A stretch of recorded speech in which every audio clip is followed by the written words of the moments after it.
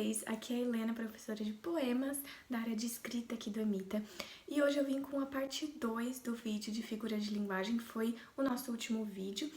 E por que eu decidi fazer um outro vídeo, né? Como eu já tinha até falado no final do vídeo passado. Porque esse assunto, ele é muito vasto. E aí, na semana retrasada, né, quando foi o nosso vídeo, eu citei figuras apenas semânticas ou de pensamento. Então, dessa vez eu quis trazer outros tipos para vocês. Lembrando aqui que nós estamos no primeiro módulo, que é o módulo de estrutura dos poemas e os seus conteúdos, para ajudar vocês a introduzir, né, melhor a sua produção, ajudá-los nas suas próprias produções, ou como detectar melhor o que você encontra por aí nos poemas e suas minúcias ao lê-los, né? Antes de começar, né, propriamente esse vídeo, nossas listinhas, nossos exemplos, nossas descrições, eu recomendo bastante, se você não assistiu o vídeo anterior, eu recomendo bastante que vocês assistam, porque lá eu coloquei a definição inicial de figura de linguagem, todo o sentido que ela tem pra mim e como que eu enxergo ela num poema, sabe? Algumas coisas diferenciadas que vale muito a pena você assistir antes desse. Então, são vídeos curtos, gente, vale muito a pena assistir e eu recomendo, inclusive. Bom, para as figuras de linguagem de sintaxe ou construção, eu separei 4 aqui para vocês, que são elipse, anáfora, pleonasmo e hipérbato. Então, vamos começar por ordem, vamos começar pela elipse. A elipse consiste em ocultar um termo de um enunciado, porém, dá para descobrir esse termo oculto por meio do contexto. Então, é raramente perceptível, sabe? Esse termo oculto, porque pelo contexto já é muito óbvio, muito claro e dá para perceber. Como, por exemplo, a gente oculta um sujeito no meio de uma frase ou no meio de um verso, a gente come um verbo assim para dar uma continuidade. Enfim, tem vários exemplos. Meu computador aqui. Dá para você perceber pelo contexto, dá para levar, você tem uma elipse. E isso é bastante utilizado na nossa linguagem falada também, não só nos versos de jeito nenhum, em qualquer tipo de produção literária ou até na fala, na linguagem comum aqui com a gente. A anáfora é a repetição de um mesmo termo no início dos versos, né? A anáfora no poema. E um exemplo bem característico é a música Águas de Março, né? Fica pau, pedra, no começo dos versos. Então isso é claramente, mas não precisa ser uma palavra, né? É um termo. E eu gosto muito do efeito que esse recurso dá de enfatizar, de fixar, de crescimento, parece, do sentido. Isso eu tô tirando da minha própria cabeça, gente. Pra mim é bastante assim. E, eu amo esse sentido. O pleonasmo é uma coisa delicada, porque ele pode se tornar um vício, né?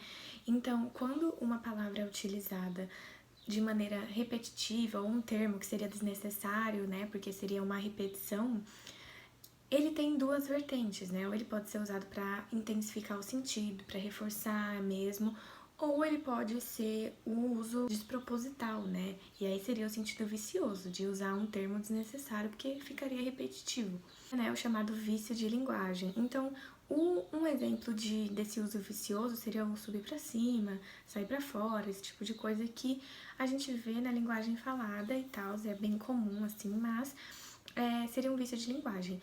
E um exemplo de um uso proposital para intensificar o sentido, para compor o sentido e tudo mais, seria um exemplo desse verso do Manuel Bandeira. Chovia uma triste chuva de resignação. Então, o verbo chover já pressupõe a chuva, né? Não precisa normalmente se falar choveu a chuva. Mas esse exemplo foi proposital e compôs um sentido. O hipérbato seria a inversão da ordem sintática direta de uma oração ou período. Então, por exemplo, o que é a ordem direta? Bem basicamente, tá, gente? É sujeito, verbo e complemento. Aí, depois entra predicativo aqui também. Mas, enfim, o básico que você tem que pensar é essa relação, sujeito, verbo e complemento. E aí, essa figura eu lembro muito da escola barroca, né? Do barroco, que eles utilizam bastante essa inversão da ordem e eu acho muito interessante. Tipo, é confuso. Às vezes você fica, gente, quem fez isso, quem não fez, fica um pouco. Às vezes dificulta, né? Tipo, isso é um negócio que dá um rebuscamento aí. Mas é isso. Agora vamos falar de mais 4 figuras, dessa vez de som ou harmonia. São elas a aliteração, assonância, onomatopeia e paronomásia. A aliteração seria a repetição de sons consonantais dentro de um poema. Então, por exemplo, eu lembro muito, é um clássico, né, nesse exemplo, o poema A Onda, do Manuel Bandeira. Ele é inteiro assim, nessa repetição de Então, se vocês quiserem conferir ou ler esse poema, se vocês ainda não leram, eu recomendo bastante. Que eu peguei aqui pra vocês, na verdade, né? A onda. A onda anda, aonde anda a onda? A onda ainda onda, ainda anda aonde? Aonde? A onda, a onda. Então, vocês me entenderam, né? Esse som de N e tudo mais. Já a assonância é o contrário, se podemos dizer assim, não sei, mas tem essa relação, porque a assonância é a repetição de sons vocálicos. Então, um exemplo que eu peguei aqui pra vocês é a música Minha Alma, do Rapa, que fala assim, né? A minha alma tá armada e apontada para a cara do sossego. Então, a. E é isso, gente. Não tem muito segredo essas duas. É realmente bem fácil, bem detectável, assim. A onomatopeia, gente, eu lembro muito das aulas de gramática também, né? Aquela palavra cuja sonoridade remete à coisa representada por essa sonoridade. Então, por exemplo, cocoricó, utilizado como substantivo, tipo, fez um cocoricó. Estou utilizando uma coisa bem na minha cabeça mesmo, mas sabe, quando isso é utilizado como um substantivo, ele remete ao galo que faz esse som.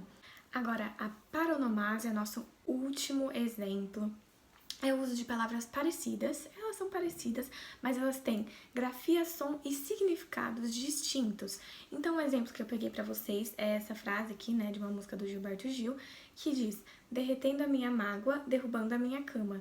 Então, derretendo e derrubando, entendeu? Elas são parecidas, mas tem tudo isso de diferenciado. Também é bem fácil, assim, de detectar, não tem muito... Tem um sentido de som mesmo, né? De harmonia, de composição, de interligação. E eu gosto muito disso também. Bom, gente, essas foram as figuras e os exemplos que eu trouxe para vocês hoje, para agregar no repertório de vocês, ao compor os seus próprios ou detectar as minúcias de um outro. Vou trazer esse lema aqui sempre. Como vocês puderam perceber, essas que eu trouxe hoje são bastante utilizadas em músicas. E o que são músicas se não os versos, não é mesmo? Lembrando sempre aqui que a ordem que eu utilizei, que os exemplos que eu peguei pra trazer, porque obviamente eu não trouxe todas, gente. Eu não trouxe todas as figuras de linguagem, tem assim infinitas mesmo, eu nem sei o número de figuras que existem na língua portuguesa. Mas essa ordem que eu trouxe, ou os exemplos que eu trouxe das figuras, não tem um embasamento técnico, assim, de escolha. Foi uma escolha que eu peguei, que fez sentido pra mim e que eu acho que faz sentido trazer pra vocês nesse primeiro momento, tá bom? Então, lembrando que às vezes tem uma explicação, mas dessa vez não teve. Eu só fiz essa lista coesa e trouxe pra vocês. Se você gostou do vídeo, não esquece de curtir, gente, bastante, que isso ajuda muito. E se inscrever nesse canal incrível de milhares de conteúdos sobre várias áreas para democratizar o conhecimento aqui, tá bom? E se você tiver alguma dúvida, pode deixar aqui nos comentários, vou sempre estar por aqui, disponível para responder qualquer um, alguma dica, alguma sugestão, qualquer comentário mesmo, pode deixar aqui, que eu verei sempre. E é isso, gente. Beijinhos e até o próximo vídeo.